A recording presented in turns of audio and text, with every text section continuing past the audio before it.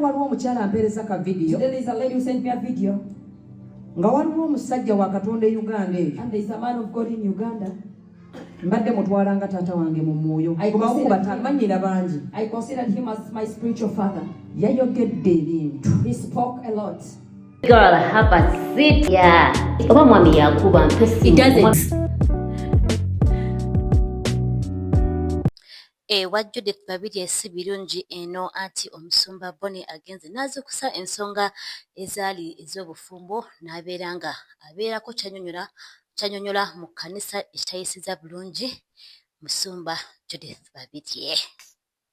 Simanyi ng'abalokole oba tugenda kukola tutya conflict resolution mu kkanisa kubanga ebintu ebimu oba bibeeranga tyobola oba tebyandibadde mu public media nga bwe biti oba just ensonga social media ya taking over. Simanyi naye woba manyi amagezi ngwena ku magezi ogamba ekkanisa yandibadde solving otya ebizibu byayo osobola ogisharinga kawo wansi mu comment section ne tubeera nga tukubuganya ebirowoozo naye nga si birungi nnyo nnyini ddala.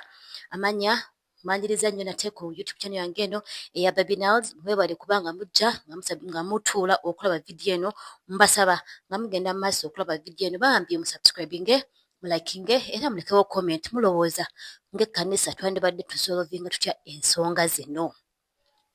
Okweyongerako maaso omusumba Bonny yagenda n'aba example mu kkanisa simanyi oba yali example balinga abulira enjiri n'ayogera ku nsonga za Judith Babirye ku z'obufumbo ng'era agamba mbu omukyala Judith Babirye bwe yali ng'agenda ogetinga married yagezaako okumuyita okubeera nga amubulira ku nsonga zino naye Judith Babirye teyasobola kumuwa matu kubanga manyi emikolo gyali gimuvuga speedi nga kwegamba ye yali yawulidde kye yawulidde era n'agenda mu maaso ng'akola kye yali akoze mu kiseera ekyo naye twalaba nti ebintu tebyavaayo birungi era obufumbo ne bubeera nga busasika.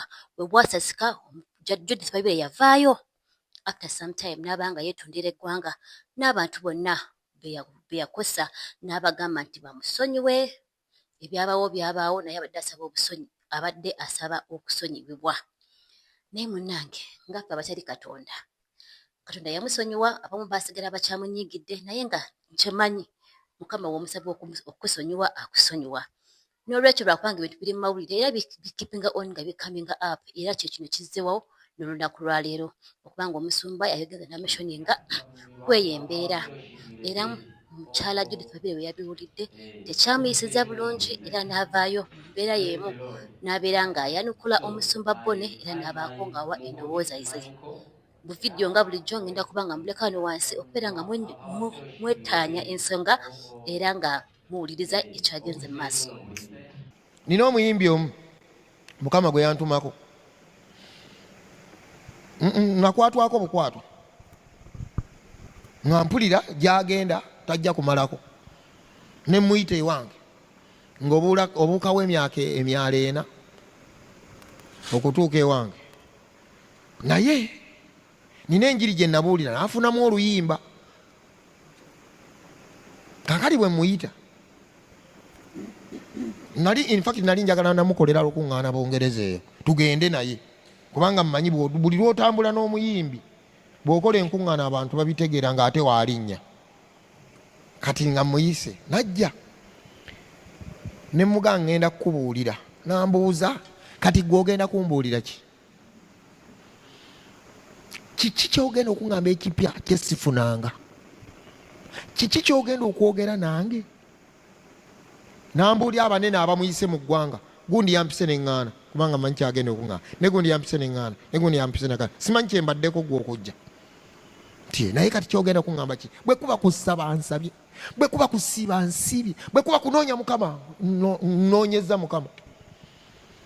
Kati kano kenzijjayo ke yaŋŋamba kati olunaku lumu yali ku malaalo ku lusozi Seguku ng'ali kumpi ku malaalo awo ag'omugenzi Prosi munaayimba oluyimba ti abantu bonna ne bayaayana nga bamunoonya Mukama, abantu bonna ne bayaayana mbu bamalayika ne bajja ne bamubaakinga. Kati ambuuza kati gw'ogenda kuŋŋamba ki eyali ayimbyeko ne bamalayika? Mbwera yavaawo ng'aga simanyi nfudde agenda okulya nga amaloboozi agamuddamu siga ku nsi yatuuka n'akulembera bamalayika bamanyi Oluganda. Abantu bonna ne bayayaana nga bamunoonya Mukama. Kati nga ekyo takiddamu, agenda okulya nga kwaya ey'amaloboozi amanyunnyu ntuve nnyo. Kyava avaawo n'ayimirira ne yeekunkumula ne yeesunako nga nfudde, n'adduka emisinde n'agenda ku kyoto. Mwabatera okugendako ku lusozi wabaawo ekyoto we babayitira. Kati bwe yatuuka nga takakasa oba ddala mulamu, mbu ne yeebikka mu leesu. Aba yeebisse mu leesu okukakasa nti tavudde. Mbu bwe baabayitayo omusajja n'agamba nti ne wabaawo omuvubuka eyagamba, bannange Mukama waffe yeebazibwe nti wabaddewo omuwala nazze nnina, oba yazaalina ani oba kansa oba ki, nazze nnina naye omukazi agenze n'ayimba, n'addamu oluyimba. Abantu bonna ne bayayaana. Ngenza okulya nga bamalayika bamuddamu, ngenza okulya nga bamalayika bamuddamu. Bannange wabadde presence, ngenza okutuuka wano sikyalina wannuma mponye. Kati yali akinjuliriza. Naga kati gwogenda kuŋŋamba ki? Waliwo omukyala ampeereza ka video. There is a lady who sent me a video. Nga waliwo omusajja wa Katonda e Uganda eyo. And there is a man of God in Uganda. Mbadde mutwala nga taata wange mu mwoyo. Manyira bangi. I considered him as my spiritual father. Yayogedde ebintu. He spoke a lot. Nga andaganga bwendi ow'amalala ennyo. Kubanga mu kusonyiwa mwe muli emirembe Because gyange. in forgiveness is my peace. Era buli amanyi mukadde Bonny And whoever knows Elder Bonny, agenda amugambe musonyiye nange mu please lwatu. go and tell him that I Nga forgive bwe him. yanswazizza mu lwatu nange Just musonyiye mu like he lwatu. ashamed me openly, Hallelujah. I also forgive him openly. Him as my spiritual father. Yayogedde ebintu. He spoke a lot. Nga andaganga bwendi ow'amalala ennyo. Mbona muyampita okwogera nange bwe neŋŋamba oyogera nange otya, nze nali ku lusozi eggulu ne lyeggula n'ennyimba ne bamalayika, kati gwonna ŋŋamba ki? Bwe bakampeereza mbadde nnywa caayi akagaati kannemedde awo, nensooka mpulira muze nga babiri atali mulokola agolokoka, nempulira emizimu gy'ekika gyonna nga ginnoonya, nempulira embala yange eri etali ndokole nga munda munze egolokoka. Puresha nesooka erinnya akagaati nenkateeka wansi, neŋŋamba naye Mukama. And I said, oh God. Dawudi yagamba, David said, singa badde balabe bange if it were for my tekyandinumye, you wouldn't have hurt me. naye abange be nagendanga nabo mu nnyumba But ya my Mukama. own people, the same people I went with in the house of the Lord. Ennabba yembadde ngimanyi kuba mukwano gwange. He's my friend. And Omanyi akatuuti kano kalina ebizibu. this pulpit Bw'otakegendeza has issues. kukwata akazindaalo kano ng'olinayo abantu nga bataano nga bakuwuliza bakuba amina bakube engalo n'obululu lw'abalokole obumanyi obwo. You get excited. Oyinza okwogera ebitaliiyo. Nkomye wakati sibimaze ne pati tusigigenze nenkwata essimu ne mugamba Mukama yeebaze.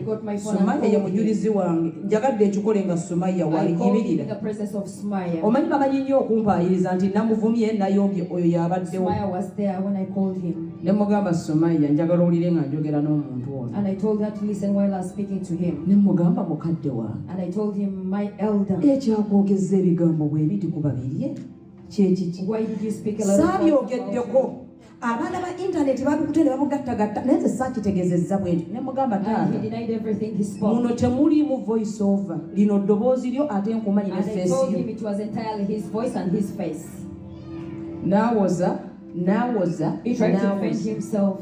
ne And I mugamba told him, naye lwaki abalokole mwagala okunzitira mu lugendo why do you want to kill me while I'm on my journey? buli lwengezaako okulwana mpeereze Katonda Every time I try to persist, lwaki mugolokoka okulaba you suffocate us in the journey. lwaki mugolokoka okutulwanyisa mu magezi? Why do you want to choke us in the journey? Lwaki gundi yetwala mu babiri yetwala mu politics but you were not there. you can Katonda nga nsindika on my naye assignment. nga tewaliyo nga Katonda. Kiki ekikuleetera okulowooza nti Katonda ye yampita okusinza teyampita mu What politics? makes you think that the Lord who called me for worship is not the same Lord who called me for politics? Era kiki ekikuleetera okulowooza nti bannange oyo yagwa ono yayimirira? And what makes you think Gye tumalidde nga njogera bulungi nfubye okulaba nga n'omujulizi tebampaayiriza. I tried to have a witness. Sumaya Smaya abaddewo. was my witness. Nagamba kati mwana wange nkole ntya okutereeza ebigambo ne mugamba kankubulire ensi ewomerwa ebyonoonese. And he asked me what he could do to clear the words he had Ne spoken. bw'onaayogera bulungi otya eyo global damage ogimaze And I told him he oginkolako. had already damaged my name. mbadde mpulira obulumi munzi I had pain in me. era aŋŋambye nsonyiwa And he asked for naye nga mpulira forgiveness. obulumi But I had a lot of pain. ne ŋŋamba ne bw'aba akoze eki the issue is he's a spiritual authority over me. And I thought in me that whatever he does is still a spiritual authority. Kunzi na N'ensalawo ne And I musonyiwa decided to forgive him. ne nyigira ekisenge I entered my bedroom ne nkabayo obuziga bwange and I cried. kayo obuziga bwange badde nga busa I cried. ne nyingira ekinaabiro I entered my ne bathroom. nkabayo badda obuziga badde bungi nga 10. I still cried while in my bathroom. naye nga bwe ŋŋamba ense owomerwa Babirye kwegamba ng'oli mu assignment yo You're in your assignment. ogenda kusanga abantu abalala baagala okusalawo obubi. You are going to find so many people who will make you try to decide. Nyimiridde No. ne ŋŋamba Mukama, I stood and said, God, what decision do I take now? kusalawo ki kwe mba nkola kati? Ne ŋŋamba Mukama, And I said, ngenda God, kusalawo okusonyiwa I'm going to decide to forgive. kubanga mu kusonyiwa mwe muli emirembe Because gyange. in forgiveness is my peace. Era buli amanyi mukadde Bonny And whoever knows Elder Bonny, agenda amugambe musonyiye nange mu please lwatu go and tell him that I nga forgive bwe him. yanswazizza mu lwatu nange Just musonyiye mu like he lwatu. ashamed me openly, Hallelujah. I also forgive him openly. kale nno bwe bityo bwe bigenze sayidi eyo nga emboozi tugiwulidde era ne tugitegeera bulungi nnyo. Kansuubire nti ng'engeri omukadde Bonny Pastor Bonny bwe yeetondedde mukyala Judith Babirye nti ebintu binaabeera nga bitambula bulungi era ng'ekkanisa ya Yesu egenda mu maaso n'okukula. Mwebale nnyo okubeera nga muwatchinga YouTube channel yange eno eya Baby Nels. Mbebaza nnyo era temulabira okubeera nga musubscribinga, mulikinga era nga mubako kye mwogera ku video zino okulaba nga tubaako amagezi ge tuweebwa ng'ekkanisa. Mbaagala nnyo. See you in the next video. Bye bye.